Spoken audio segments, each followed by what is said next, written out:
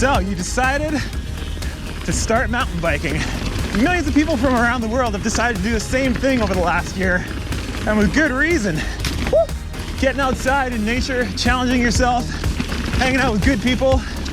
I don't think there's anything better you can do out in the woods.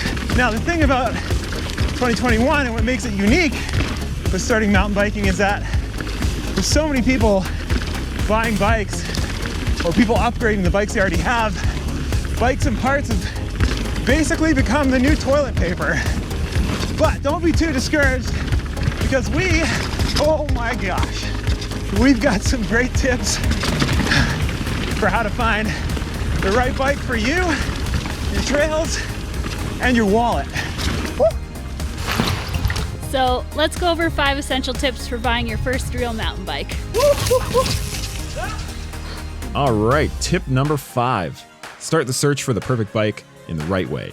So as a new mountain biker, how does one know what bike to get for their specific trails that they'll be riding as a newer rider? In our opinion, to answer this question, do not, and I mean do not, try to find these answers in online bike forums. The posters in these forums will likely have no idea what it's like to ride in your specific area or what you're hoping to get out of the sport. In my experience, many people in these forums will just tell you to buy whatever their preferred bike is, which is rarely helpful. Now, in our opinion, the very best place to find information on what type of bike should be your first real mountain bike is over at your local bike shop. The people that work in this building live and breathe bikes, and that also means that they're gonna be riding your local trails all the time. So they're gonna have the very best info for what type of bike you should be riding and the type of bike that you're gonna have the most fun on in your local area. And because you're going to be there in person, they're going to be able to size you up and help you find the right bike size for you, no matter the brand.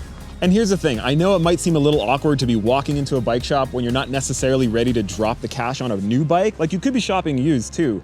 But any bike shop worth their salt knows that if they're treating you right now, you're probably going to be walking through their doors in the future when you're ready to spend some cash on accessories or a brand new bike if you wanted. So don't feel bad about going in and chatting bikes, because that's what they love to do.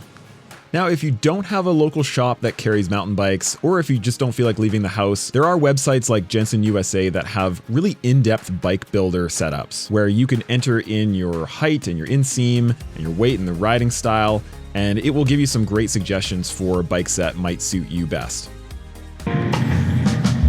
Number 4, if you're looking at buying a used bike, which is always a great option, it is more important than ever to get that bike checked over by a qualified bike mechanic or a very knowledgeable friend to make sure that the main components of the bike are working properly and that they're not going to need to be replaced anytime soon. And I say this because there are some serious mountain bike part shortages out there right now. Some common parts like cassettes or dropper posts or some brakes aren't going to be available for 6, 10, even 12 months down the line. So you don't want to buy this new to you bike only to have it sit in your garage for half a year before you can get the parts needed to ride it. Seriously though, this tip is really important out there right now, so get that bike checked out.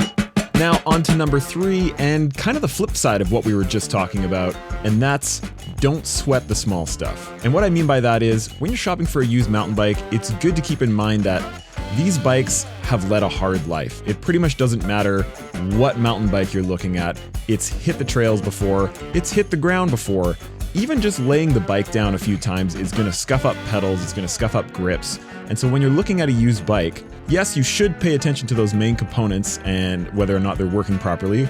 But when it comes to things like grips and pedals and light scratches on the bike here and there, that's just kind of a given for mountain bikes, and it's not really something to stress over too much. Picking up a brand new set of grips for your new-to-you bike, I think, is one of the nicest ways to freshen it up and sort of put your own stamp on it. So have a good thorough look over the bike, make sure there's no, big dents or cracks in the frame or anything like that. But again, don't sweat the small stuff. On to tip number 2, and this involves the 2 most game-changing parts you can have on a bike, and we think they should be on every mountain bike. The first of which are good quality pedals. Now, I know that when you look at a pair of pedals like this, you think, oh my gosh, look at those daggers on those things. They're gonna go right into my shins immediately.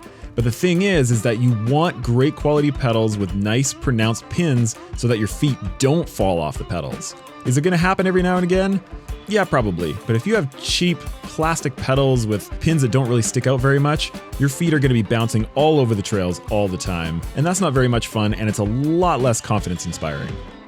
And the second game-changing part that really should be on everybody's mountain bike is the dropper post. And a dropper seat post is a very simple mechanism where when you press a thumb trigger on your handlebars, it allows the seat post to drop down into itself. And not only does having that nice low seat height make it much easier to get on and off the bike, but the biggest thing is that you can have it up in the perfect seated pedaling position on the way to the trail. And once you're headed down the trail, you can pop the seat down and it allows a much larger range of movement over the bike. If you can afford a dropper seat post with your bike purchase, do it. It's worth it. And finally, tip number 1, and that's making sure that you leave room in your mountain bike budget for the other essentials that you'll need to start mountain biking. These include things that truly are essential, like a good helmet, gloves, a pair of knee pads, and a multi-tool. Keeping yourself and your bike in one piece while you learn to mountain bike is probably a good idea. I'm sure you'll agree. And I know how tempting it is to want to throw all of your money into getting the fanciest bike possible. But make sure you leave a couple $100 aside for getting yourself kitted out in safety gear and the tools that you'll need to keep your bike running safely on the trails. So those are our tips for buying your first mountain bike in 2021. If you have any comments or suggestions, don't forget to leave them in the comments below. And Like and subscribe. What's the worst that'll happen, right? And remember, no matter what bike you get, you're gonna have a ton of fun getting out there and getting on the trails. So I think really there's only one thing left to do. Get out there And get shopping.